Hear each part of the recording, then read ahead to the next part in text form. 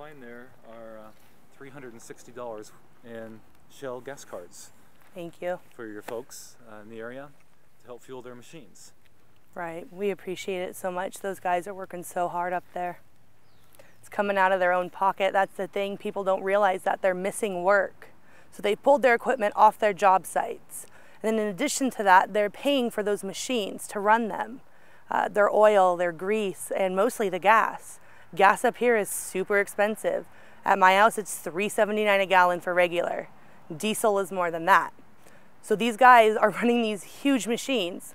I talked to them today. They told me, well, that one runs 50 gallons a day, this one 100, that one 75, and this one over here, we got one more of those. Those are going through 200 gallons a day.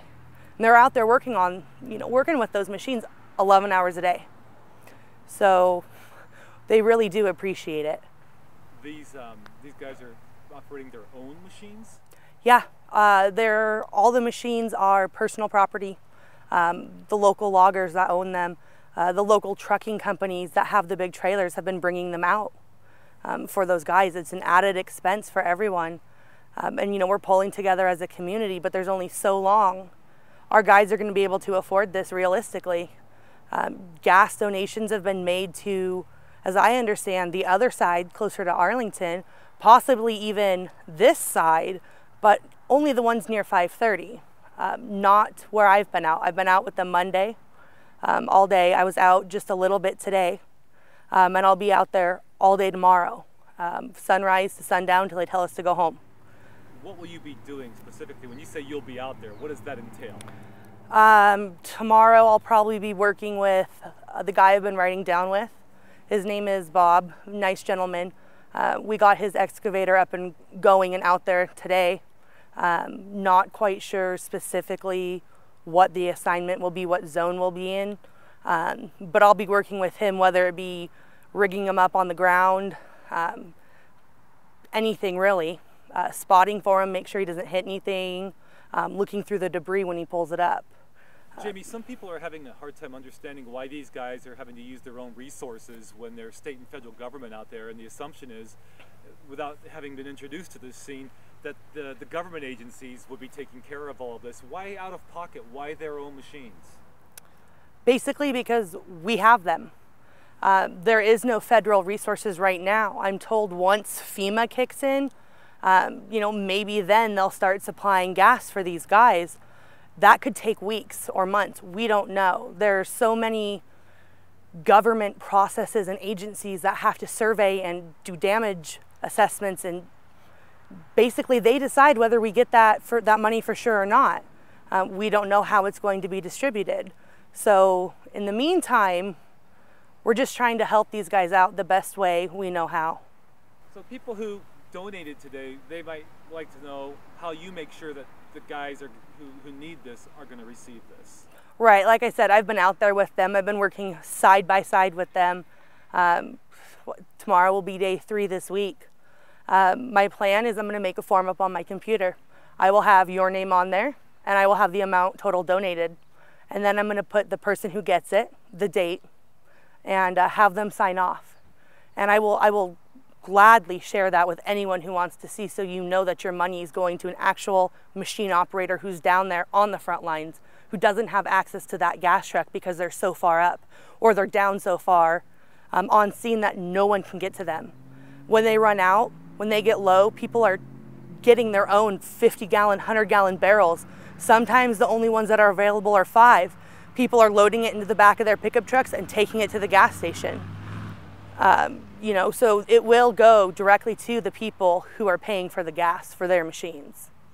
I spoke with one guy today who showed up and donated, and he was hesitant, though. He seemed to have a hard time believing that heavy machinery is out there in the first place, thinking, because of his background in construction, that this is all so unstable that it just makes more sense that they wouldn't be doing that just yet. Spend the money on food. Right, we've got the American Red Cross up here, we have United Way, we have people from everywhere trucking in food, toiletries, chainsaw oil, bar oil, I mean, anything you can think of. The one thing we're lacking is gas for our guys on the front line. They're starting to feel like they're forgotten, that no one remembers that it's their pocket that this expense is coming out of. Why is there heavy machinery? Look online and see the debris fields. What we're looking at are piles of rubble of people's houses that are taller than me, and I am 6 feet tall. And yes, we are going through it piece by piece and hand by hand to make sure that we don't miss any clues, anything. We're bagging up photos for the families. But the truth of the matter is we can't get it all out by hand. So they're using the big machines to clear the rubble to the side. And then we go through it again, and it'll be gone through 2 or 3 times before it's trucked off site. The mud is so deep out there that sometimes machines, they're building slurries. If you don't know what a slurry is, it's where they take big logs and put them across the mud so we can walk into where we need to go to look. With that, there's no way to do that by hand. And that is done by the guys who are running their own logging machines. This is a logging town. It's why we're here. 3rd, 4th generations of people log. It's all they've done their entire life.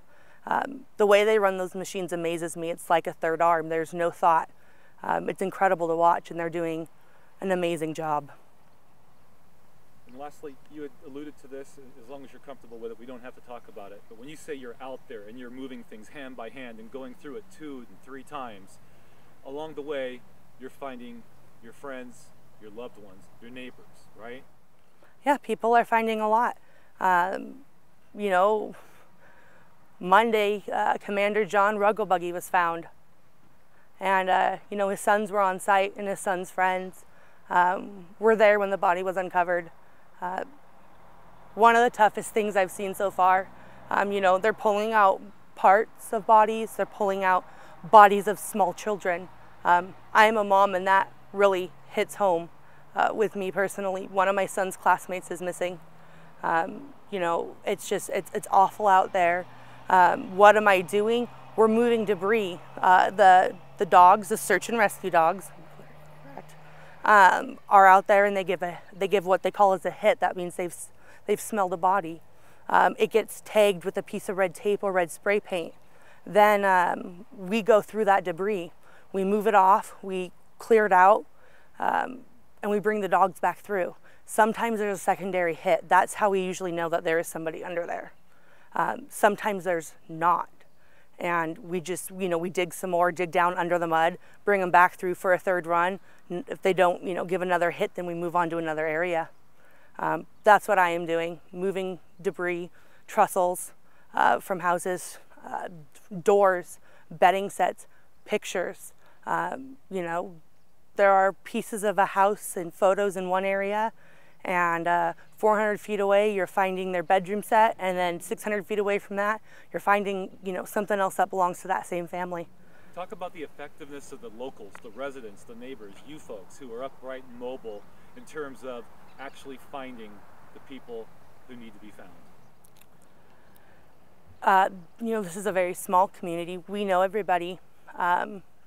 When they said 18 were missing, I was jumping up and down and yelling no way, because I personally knew 22 off the top of my head. That's not even really looking, that's just names I knew. These are our friends, these are our neighbors, these are our classmates, and they were here one day and they're gone. It's hard to be out there looking for them. It's incredibly difficult, but at the same time it brings another family closure. So what does it mean to us? This is what our community does. We pull together in times of crisis. We pull together in times of need. If you have a funeral, there is a group of ladies that come and cook you dinner at the community center for free, because our community pulls together and helps people out. That's what we do, and that's what we know how to do. So the close-knit of this community, everyone pulling together, helping everyone out in any way they can, is nothing new.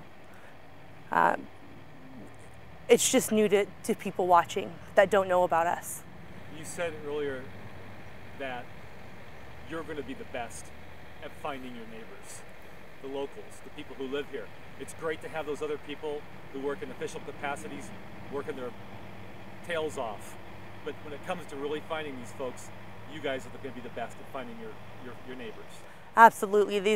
The logging guys, they've been here for so long. They know the terrain, they know the roads, they know where to look. To them out there, they're used to working in conditions similar with mud and trees down and logs, not so much the debris, because they do this on a daily basis for their jobs. This is their living. These federal people have come in, and FEMA has said, you know, you guys are teaching us a whole new way to do this, because they've never experienced something like that. Our guys are working their tails off because they know the most effective way to clear the debris out. The most effective way to be able to have those machines in and do their jobs safely. You know, we really appreciate every single search and rescuer that's come up here and helped us. Everyone from FEMA, the Red Cross, but on ground zero, it is the local boys that know that terrain like the back of their hands. They know those houses. They can identify sometimes by pieces of furniture because they've been in them and they know those neighbors. So, I mean, lots of tears out there from everybody. It's hard unless you've been out there. There's no words. I mean, you can look at pictures and videos all you want, but when you step down there, it's a whole nother level of devastation. Is there anything I haven't asked you that you would like to add? Just that we appreciate the support. The community appreciates everyone who's doing fundraisers everywhere, especially since this is a long-term deal for us. You know, the media is going to find another sensation and they are going to move on. And we will still be here picking up the pieces of this disaster. Our boys on the front line, our teachers who have students missing, you know, our children who are missing their friends. It's not going to be something that this community recovers from in the short term. They don't want to move. They don't want to put 530 back there, so they're looking at other options. You know, everyone in this town is affected by that. It is such a long trip up and around now to even get groceries. You know, our grocery store, we love them to death. They're little. But if you're doing shopping for 2 or 3 weeks for a big family, you know, you go and you go to and find the sales and get the best price. And now, I mean, some of us feel basically stuck. You can't really afford the gas to get around. And, you know, we appreciate the people donating. We really do. But it's not only gas, it's time. It takes an incredible amount of time to do this and go around and get what we need from other places. And there is so much food here that is for the entire community that a lot of people aren't put in that situation right now.